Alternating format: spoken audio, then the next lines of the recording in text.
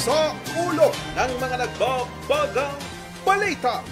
18 anyos na lalaking estudyante patay matapos masagasaan ng van sa Apayao. 48 anyos na lalaki patay matapos pagbabarilin ng riding in tandem sa Ilocos Sur. 5 taong gulang na batang lalaki patay matapos malunod sa ilog. Alegasyong Ghost Flood Control Project sa Baguio City itinanggi ni Mayor Benjamin Magalong. At pambato ng Pilipinas sa robotics competition sa Saudi Arabia at Malaysia naghahanda na.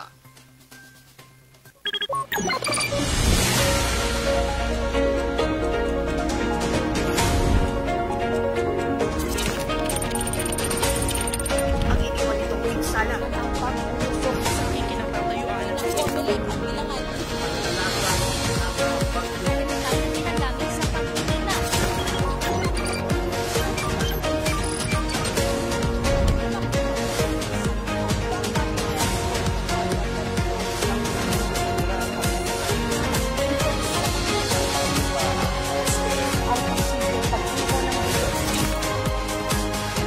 Mula sa News Center ng Orange Luzon, ito ang Luzon Headlines.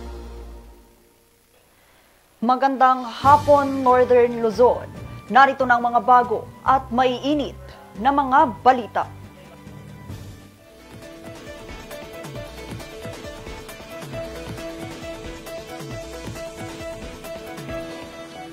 Pinagbabaril ng hindi pa nakikilalang riding in tandem ang isang 48 anyos na lalaki sa Ilocos Sur.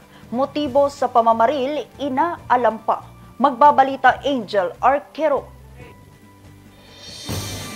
Nakabulagta at duguan sa harap ng gasolinahan ang lalaking ito sa Barangay Cabalangan, Bantay, Ilocos Sur, alas 5:30 ng umaga kanina, October 1. Ito'y matapos siyang pagbabarilin ng hindi pa nakikilalang riding in tandem.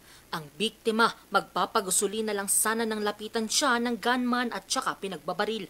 Based on our initial investigation po, backtracking natin,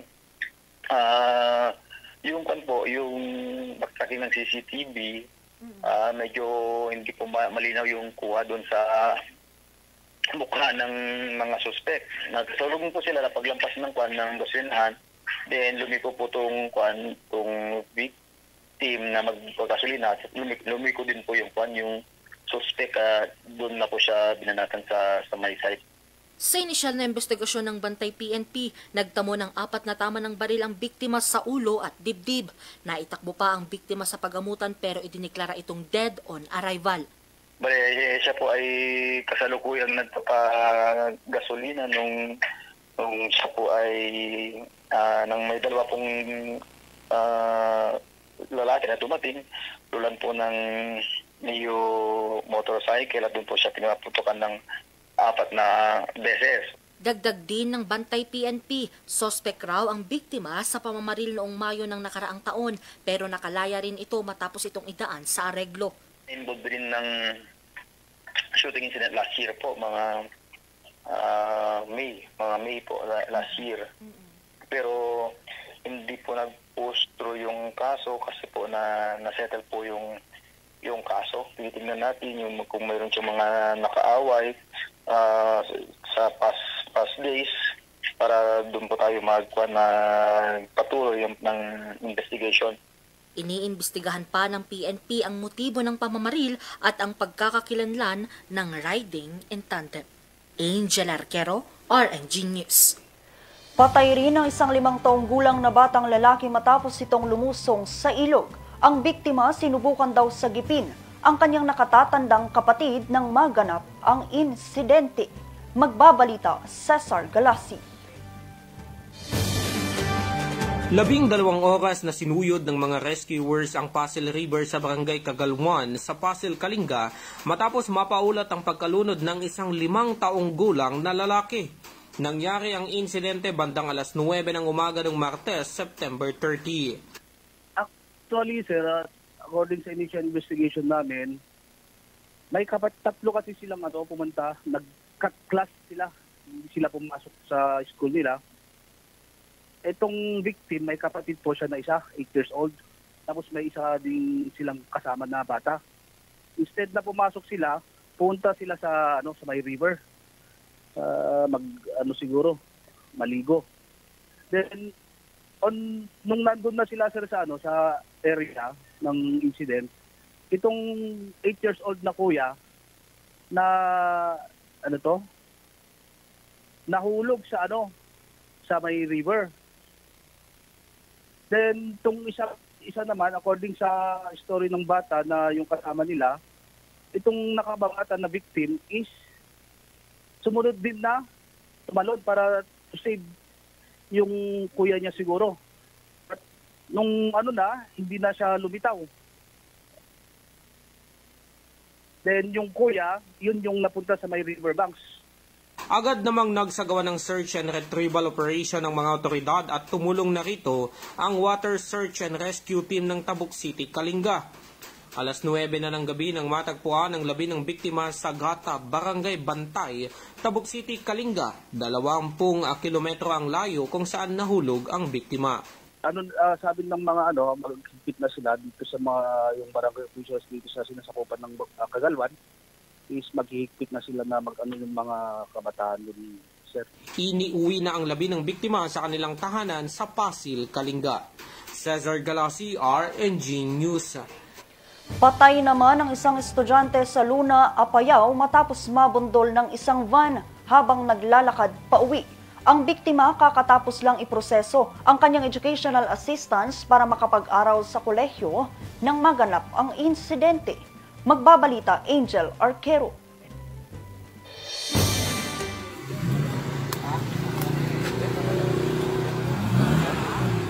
Nayupi ang harapang bahagi ng van na ito matapos sumalpok sa isang poste sa barangay San Isidro Sur, Luna, Apayao, bandang alas 12 ng tanghali noong September 30.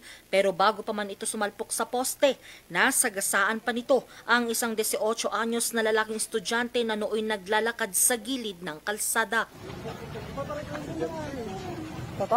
Papunta po siya ng office of the DPWH Apayao.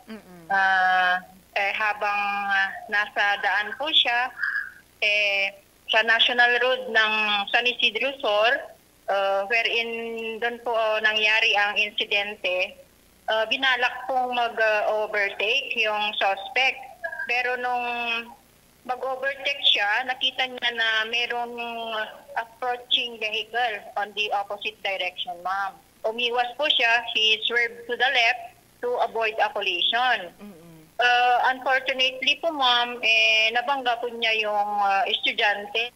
Ayon sa inisyal na investigasyon ng Luna PNP, pauwi na ang biktima sa kanilang tahanan matapos iproseso ang kanyang educational assistance nang maganap ang insidente. Dagdag pa ng Apayao PNP na kainom di umano ang driver ng van nang maganap ang insidente. Sa nakita namin impact sa aksidente, ma'am, na binanggubo niya yung poste, talagang nawasak po yung harapan ng van, kaya posible po na mabilis ang pagpapatakbo niya. According po sa investigador ng kaso, naobserbahan po nila na nakainom. Di umano'y nakainom yung suspect. Itinakbo pa sa pagamutan ang biktima pero idiniklara siyang dead on arrival dahil sa lala ng sugat nitong natamo sa ulo. Nasa kustodiya na ng Luna Municipal Police Station ang suspect at nahaharap sa kasong reckless imprudence resulting to homicide. Ito na ang ika-29 na insidente sa kalsada sa probinsya na naitala ngayong taon. Angel Arquero, RNG News. Para naman maiwasan ang pagtaas ng kaso ng rabies sa lalawigan ng Pangasinan, nagsagawa ng libreng anti-rabies vaccination ang pamahalaang panlalawigan ng Pangasinan at Mangaldan, LGU. May kwento si Valdis Maya. Nagsagawa ng libreng anti-rabies vaccination ang Municipal Agriculture Office ng Bayan ng Mangaldan at ang pamahalaang panlalawigan kahapon, September 30, bilang pakikiisa sa pagdiriwang ng World Rabies Day. Isinagawa ang bakunahang ito sa Municipal Hall grounds na nilahukan ng mahigit 180 na pet owners. Umabot sa mahigit 400 alagang hayop ang nabigyan ng anti-rabies vaccine sa pamumuno ng mga veterinaryo ng Municipal Agriculture Office. Layunin ng aktibidad na himukin ang mga Pangasinense na makibahagi sa pagsasagawa ng isang rabies-free community at maisabuhay ang responsableng pag-aalaga ng mga hayop. Magandang balita po kasi sa amin ng may mga pet lover na libreng bakuna dahil po hindi na po tayo gagastos na magpabakuna po sa mga pet at malaking menos na rin pamili ng mga food nila. Batay sa World Health Organization, tinatayang nasa 59,000 katao ang namamatay kada taon sa buong mundo dahil sa rabies, kung saan nasa 95% nito ay sa Asia at Africa. Para tuluyang mapuksa ang sakit na ito, mahalaga ang regular na bakuna para sa mga alagang hayop para maprotektahan hindi lang ang mga ito kundi pati na rin ang publiko. Paalala naman ng Municipal Agriculture Office na huwag hayaang gumala ang mga alagang hayop sa mga pampublikong lugar upang maiwasan ang pagtaas ng kaso ng rabies. Samantala, kung makitaan naman ng sintomas ng rabies ang mga alagang hayop gaya ng paglalaway, hirap lumunok o pagkabalisa, agad magtungo sa Animal Bite Treatment Center sa loob ng 24 na oras. Patuloy naman ang suporta ng pamahalang panlalawigan ng Pangasinan sa mga programang pangkomunidad. Ang tema ng aktibidad ngayong taon ay Kumilos Ngayon, Ikaw, Ako at Komunidad. Valerie Dismaya, RNG News. Susunod, alegasyong ghost flood control project sa Baguio City itinanggi ni Mayor Benjamin Magalong. Yan at iba pang balita, abangan!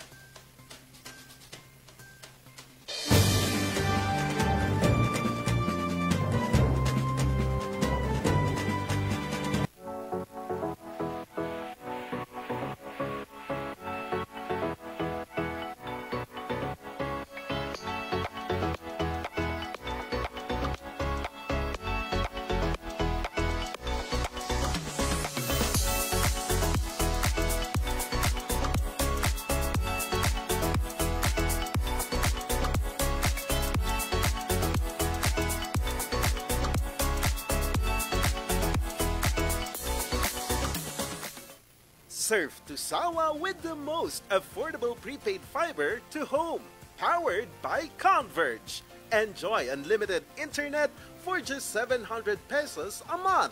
Walang lock-in period or kontrata. Napakamura at 4 pesos daily only. Mabilis at available nationwide. Visit us today at the ground floor of Baguio Methodist Building, Marcos Highway, in front of BGH Flyover, or like and visit our Facebook page, Highland Internet Surf to Sawa. Ang bahaging ito ay hatid sa inyo ng 2.188 Cafe, located at Ridgewood Hotel Mabuhay Accommodation at 17 Julian Felipe Street, Barangay Luwalhati, Baguio City. At ng Breezel Ridge Cafe, located at Breezel Ridge Residences Condominiums, Pacdal via ang Buklaw Road, open from 7 a.m. to 6 p.m. Maaari silang i-contact sa 0906-058-4232. Sabi natin habits para sa healthy Pilipinas. Galaw-galaw baka ma-stroke. Like, bike, jog, jump, rope. I'm so kumain ng sapat, dapat balance. Kahit pinggang Pinoy, malami. There you have it. Isa sa 7 healthy habits. Sundin!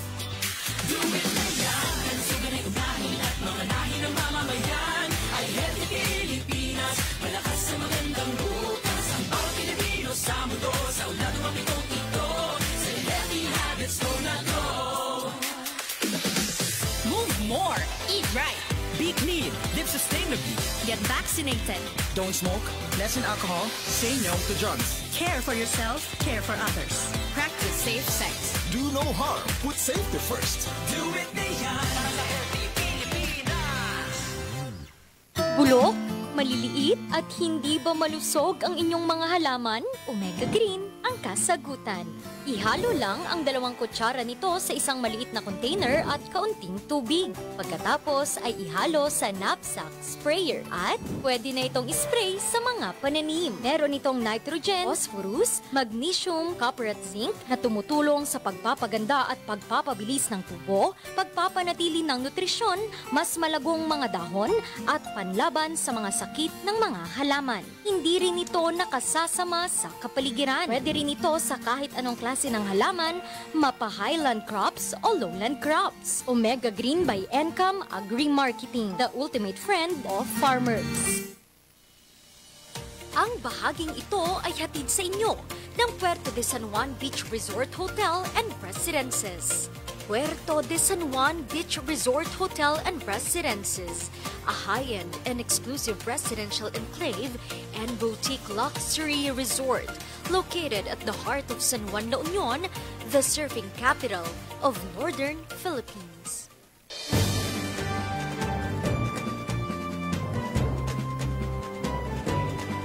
Viral kamakailan sa social media ang di umano'y ghost flood control projects sa Barangay Bacakeng Central sa Baguio City.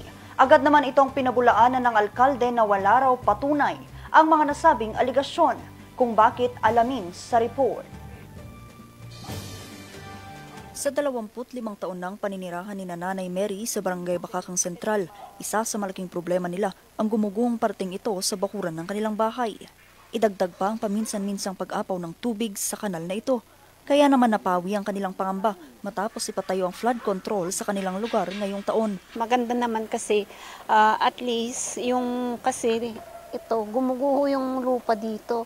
Ngayon na may simento inayos nila na para sa flood control, hindi siya gumuguho, hindi na gumuguho yung lupa. Yung basura nila dyan sa taas, umaagos dito. Mostly dito na natambak dito sa amin. Ngayon, sasabihin nilang kami ang nagbabasura. Kaya gusto ko sanang ipabarangay yung para tignan ng barangay ang basura na yan. Ganito rin ang pananaw ng ilan pa nilang mga kapitbahay. Para safety dito sa Kasi may natitibag dyan pag Kaya nilagyan ng kabiti. Bagamat malaking tulong ang proyekto sa mga residente, may ilang mga netizens ang hindi mapigilang questionin ang higit 2 milyong pisong proyekto. Ang ilan tila nagdududa pa kung isa ito sa mga tinaguriang ghost projects sa bansa. Pero sa post na ito sa Facebook page ng alkalde ng lungsod, agad niyang pinabulaanan ng mga aligasyon. Dito sinabi ng alkalde na hindi ito ghost project at mayroong kakulangang dokumento ang nasabing proyekto at maaari itong makita ng publiko. Ang nasabing proyekto ay sinimula noong 17 ng Marso at natapos noong 6 ng Hunyo ngayong taon. Nagkakahalaga ito ng 2.4 million pesos at kontraktor nito ay Capable Builders. There was one time na i-invite kami para puntahan yung lugar together with the City Engineer's Office. So wala akong nakikitang problema doon sa project na yun. Unang-una, kailangan talagang gawin. So kahit kami, syempre, kailangan nilang tapusin kasi kami ang magbe-benefit doon, kami ang nakakakita kung ano yung effect kung hindi yun gagawin. So nakita naman namin na okay naman, maganda naman ang result. Bagamat 3 buwan na mula nang matapos ang proyekto, mayroong panawagan ang ilang mga residente. Sana raw semento hindi ng sahig o ang daraanan ng tubig para hindi maipon ang ilang basura at hindi mabarahan ang daluyan ng tubig. Ito rin daw kasi minsan ang rason kung bakit umaapaw ang tubig sa lugar. Vanessa Bugtong, RNG News. May mga business idea ba kayo pero nangangamba kung papatok ang mga ito? Yan ngayon ang alok ng isang expo na aarangkada sa iba't ibang panig ng Luzon. Kung ano ito, alamin sa kwento ni Charles Limon.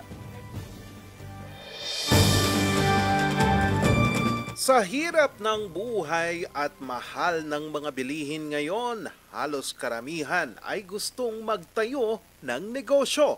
Kaya naman si Ryan nagbukas ng kanyang printing shop sa Dagupan City noong 2020. Noong una, inakala nitong tuloy-tuloy na ang pasok ng pera hanggang sa pumutok ang pandemya. Sa savings namin kasi na family nakataya doon. Kaya very risky talaga ang negosyo. Bagamat bagsak ang kita nito noon, natuto siyang bumangon at mas inaral pa nito ang kanyang negosyo. Pinag-aralan po natin, nag-attend tayo ng mga seminars sa online, gano'n. Tapos may mga face-to-face din. Nag-devise ako ng mga iba-ibang promos.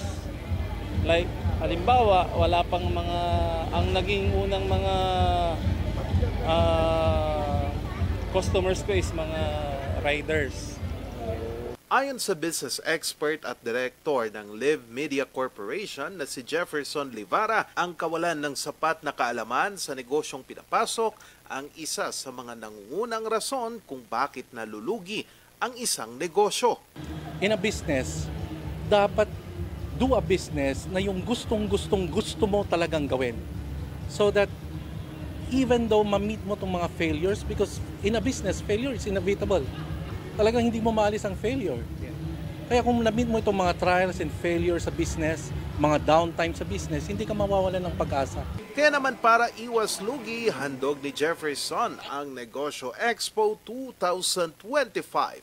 Isang aktibidad para sa mga nais matuto at nais madagdagan pa ang kaalaman sa pagnenegosyo. Pagpasok mo dito, if you want to put up a business, wala kang idea kung paano mag-start, we will train you. Dahil right here, dito sa Expo, magkakaroon kami ng continuous free seminars and trainings. Kasali sa Expo ang 30 business partners at dito ibabahagi ang mga kaalaman sa paglago ng negosyo.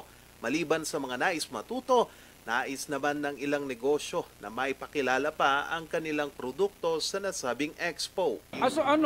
Malaking tulong tong ganito, kahit sabihin natin more on student pa lang yung pumupunta, pero alam naman pag namin ganyan, mga Gen Z yan so madali silang makapag-promote ng produkto mo, madali nilang ipopromote, ipalawak yung produkto mo dahil sa kanila.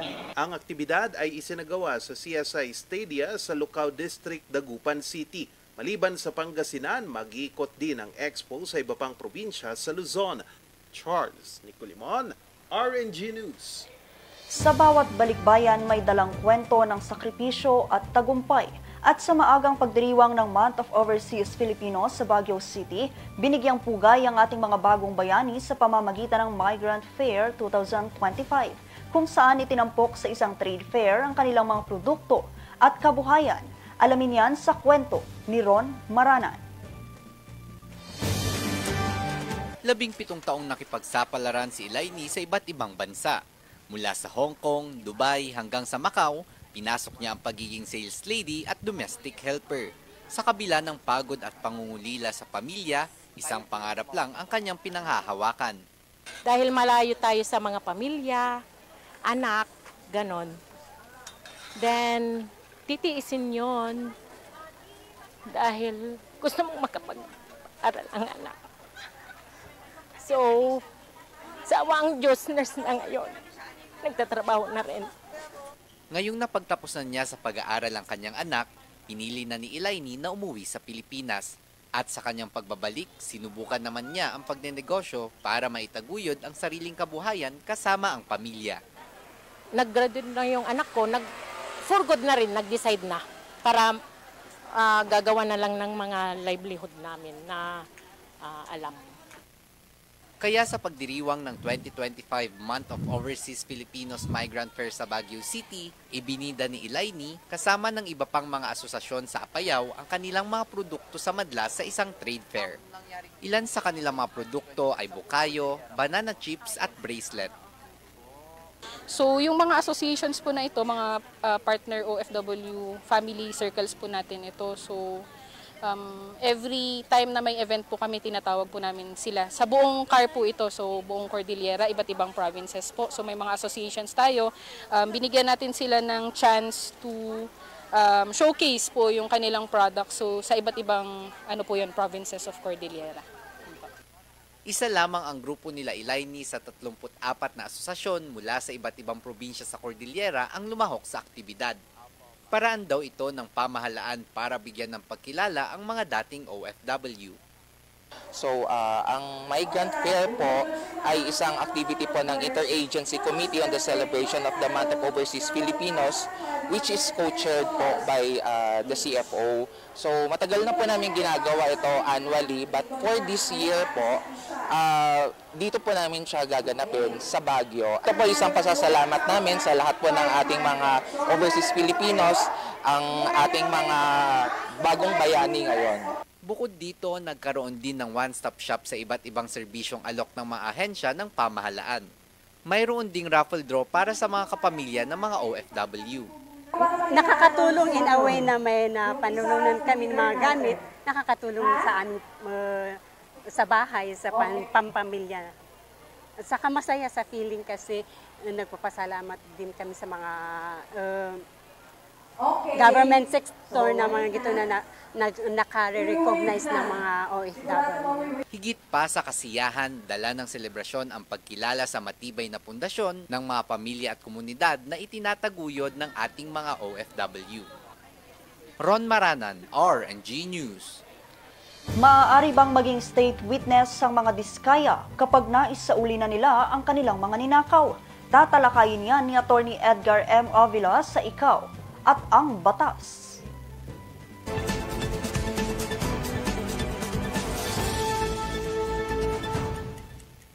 Doon sa Senate inquiry ng Blue Ribbon Committee, merong argument kung ang restitution of the damages or the illegally obtained income is a requirement to qualify under the Witness Protection Program. Actually, particularly this is applicable to Diskaya couple at sinasabi nila, sabi ng DOJ, ibalik mo muna yung ill-gotten wealth mo to the government bago ka namin i-consider as a state witness. Unfortunately for the DOJ, hindi na-include yung provision na yan as a requirement para maging state witness. If you look at the law, wala mang provision doon na nagsasabing upang maging state witness, kailangan ibalik mo muna yung nakuha mo sa gobyerno.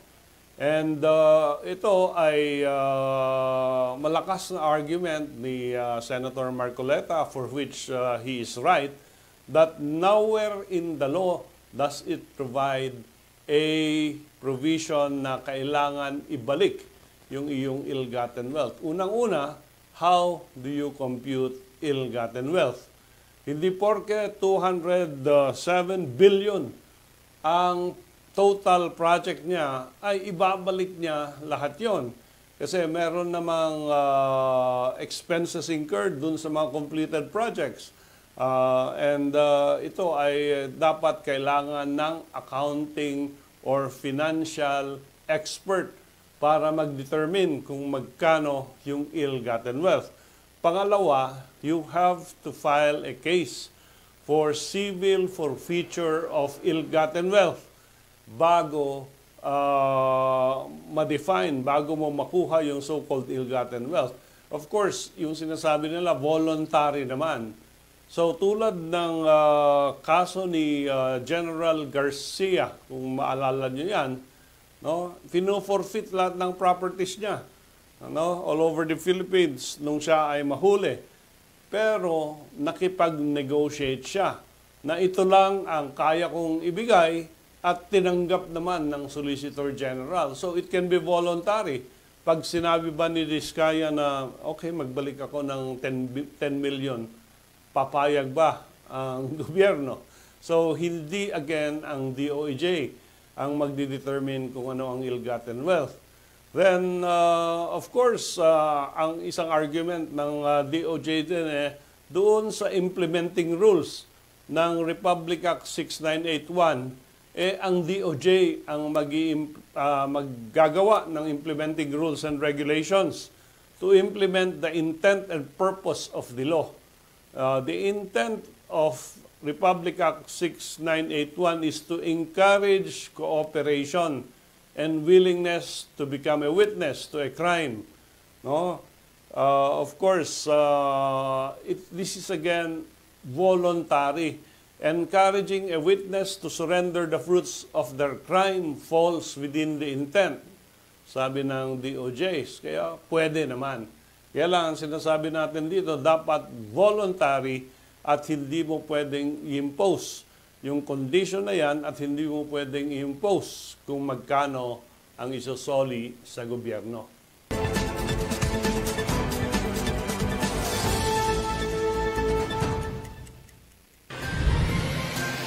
Susunod, pambato ng Pilipinas sa robotics competition sa Saudi Arabia at Malaysia, naghahanda na. Ang detalye, abangan!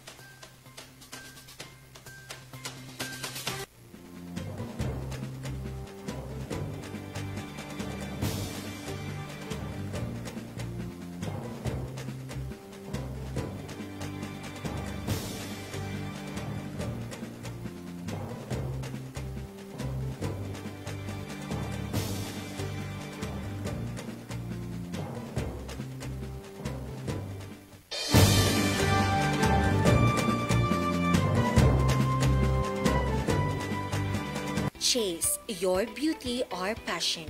Have your hair chase, style that makes a statement. Located at the Outlet 1 Assumption Road, Baguio City. You may contact us via 0917-188-6877. Ang bahaging ito ay hatid sa inyo ng Pongtao Dashcam Supplier, located at Longlong, La Trinidad, Benguet. Pongtao, para sa mga kailangan ng inyong sasakyan. Ang bahaging ito ay hatid sa inyo ng Homebound Furniture Plus. Offers home, outer, office, and customized furniture. Located at ground floor Centerpoint Plaza, Bakaking Central Marcos Highway, Baguio City. Visit now! Sa Healthy Habits para sa Healthy Pilipinas. Sa iba'y handa ang balikat ng may karamay sa bigat. Sila'y iniingatan, ngunit sarili huwag kalimutan. Mahalaga ka. Ng mamamayan ay Healthy Pilipinas. Malakas sa magandang bukas. Ang bawat Pilipino sa mundo, sa uladong mapitong ito. Sa Healthy Habits ko na to. Para sa Healthy Pilipinas. Looking for a place to stay in Baguio City? Find your calm at Hotel Supreme. A good dip at their pool.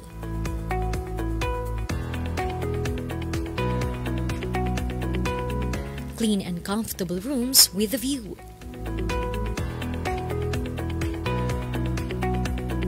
Accommodating staff.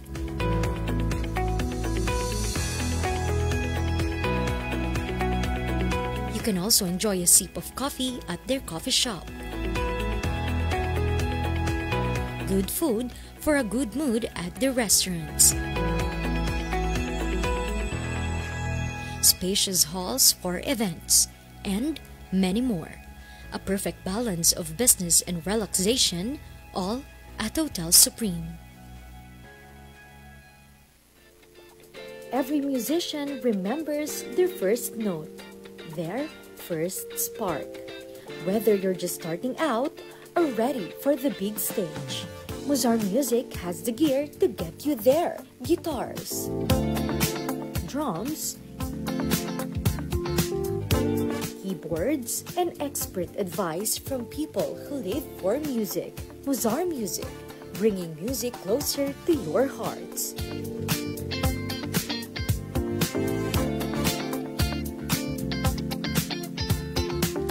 Mozart Music since 1976.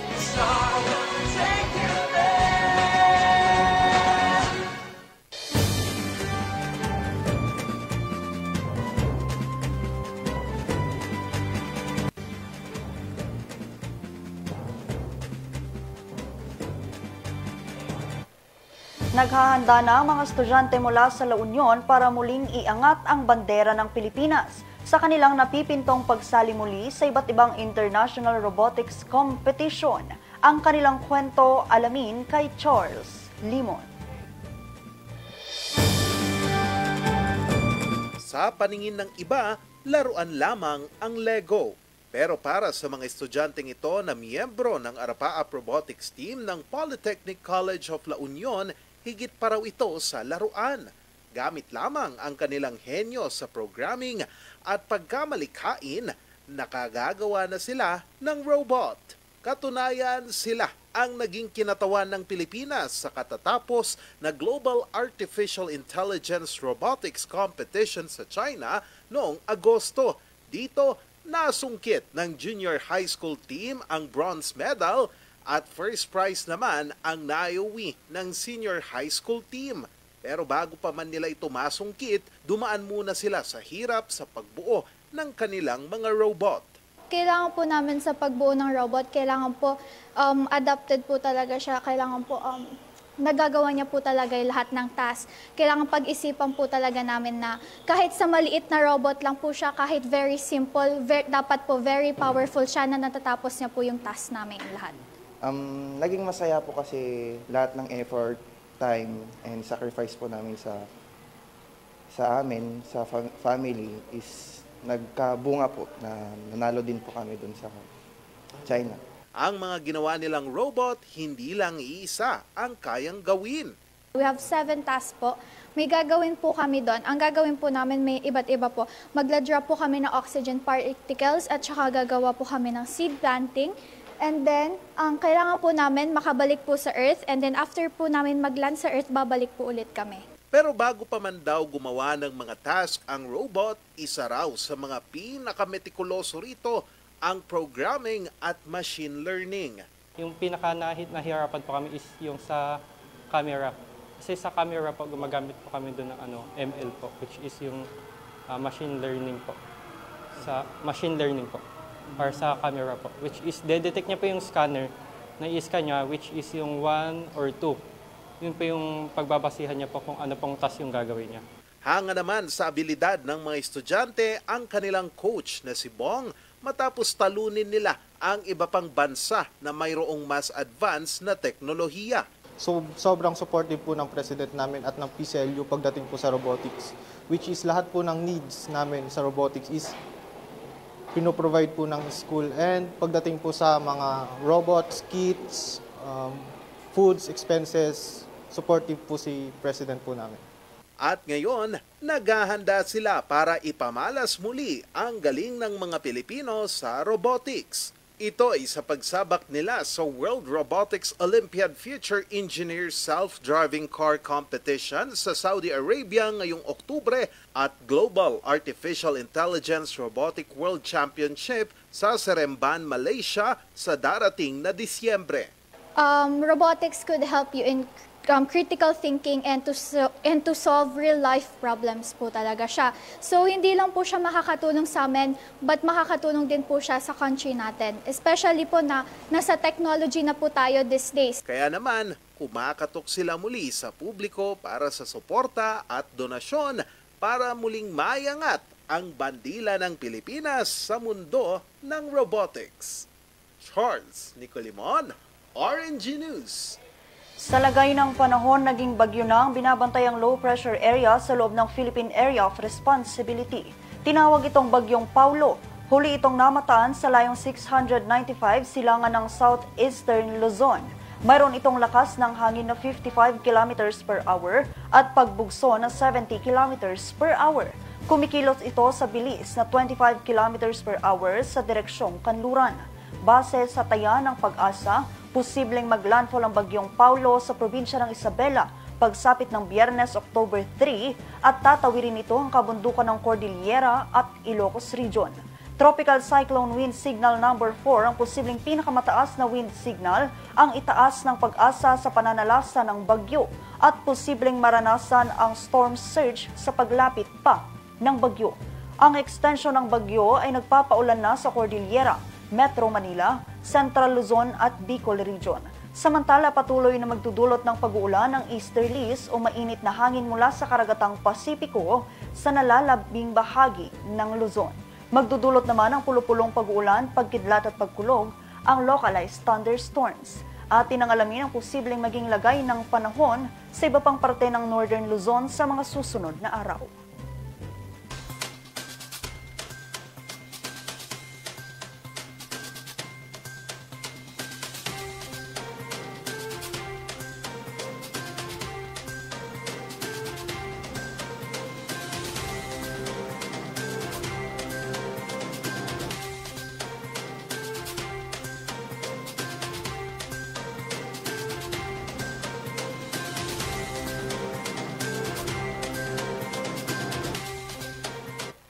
Ayon sa pelikula, likas na sa mga lobo ang pagkahol o pag-alulong tuwing full moon. Pero ang pagkahol na ito ay malayo pa sa ginagawang tunog ng mga aso. Kung paano ating tuklasin dito sa Alam Mo Ba? Alam mo ba?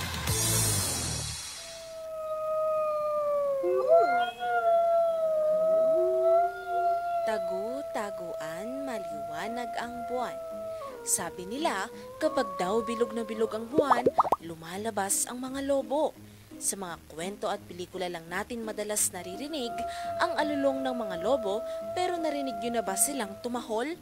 Sa totoo lang, may malaking pagkakaiba ang lobo sa mga alagang aso pagdating sa pagtahol o barking. Bagamat ninuno ng mga aso ang mga lobo, ayon sa mga eksperto, hindi raw talaga sila tumatahol katulad ng aso. Sa halip na malalakas at sunod-sunod na tahol, ang mga lobo ay gumagamit ng maikling puff o parang mahinang hininga para magbigay babala sa kanilang kapwa lobo sa loob ng pack o grupo. Pero, bakit kaya nila ito ginagawa? Siyempre, para maiwasan ang panganib o makahuli ng kalaban.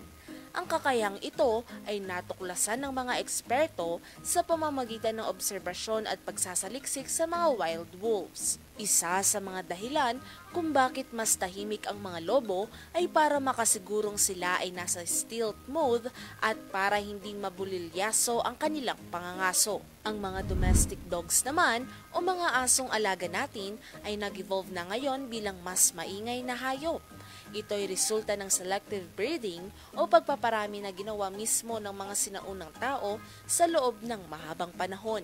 Pinili ng mga tao ang mga asong madaling magbigay ng warning sa pamamagitan ng malakas na tahol o isang ugali na madalas makikita sa mga tutang lobo pero hindi sa mga adult wolves. Ang isa pa sa mga nakakabilib dito ay ang pagkakasunod-sunod ng pagbabago mula wild hanggang domestic. Sa mga pag-aaral, lumalabas na ang mga aso ay mas social at mas nakikihalubilo sa mga tao. Samantala, ang mga lobo ay mas mailap at gumagamit ng body language, tahimik na signals at mga howls para makausap ang isa't isa. May gusto ba kayong malaman na trivia? I-comment na yan at ito ay aming aalamin. Ngayon, alam mo na! At iyan ang mga balitang nakalap ng Luzon Headlines ngayong araw. Muli, maraming salamat at magandang araw sa ating lahat. 85 days na lang, Pasko na!